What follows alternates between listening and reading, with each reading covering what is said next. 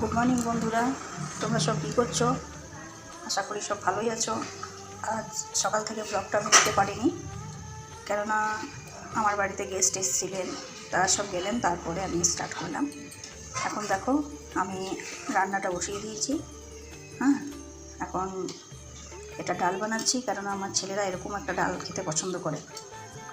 ডালের মধ্যে সব কিছু মিক্স করে, যেমন তোমার গাজর, ফুলকপি, আলু, হ্যাঁ, সব মিক্স করে এই মিক্স ডালটা আমার ছেলেরা খুব খেতে ভালোবাসে, আমার দুটো ছেলে।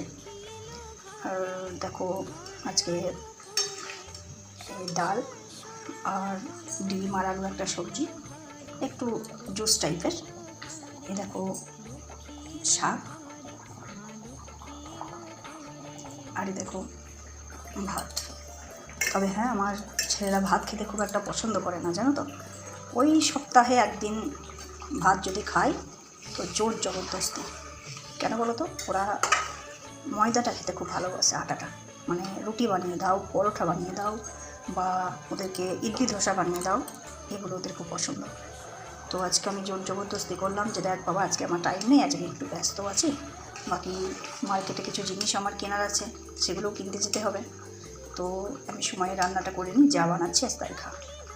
তো দেখো বন্ধুরা, আমি ডালের মধ্যে একটু গাজর, তারপরে তোমার একটু ফুলকপি, একটু আলু, পেঁয়াজ সব মিক্স করে ডালটা বানালাম। প্রথমে গাজর, আলু, ফুলকপি এগুলো হালকা একটু ফ্রাই করে নিলাম। তারপরে এটা যে আমি মুগ ডাল দিয়ে বানাচ্ছি, মুগ ডালটাও হালকা ফ্রাই করে নিয়ে ওগুলো মিক্স করে দিলাম।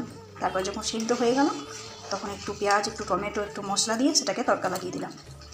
বাস, আমার ডাল তৈরি। এখন ভাতও করে ফেলেছি, শাকও করে ফেলেছি, এখন আছে ডিম আর আলু। এটা বানালে আজকে মোটামুটি আমার রান্নাটা কমপ্লিট।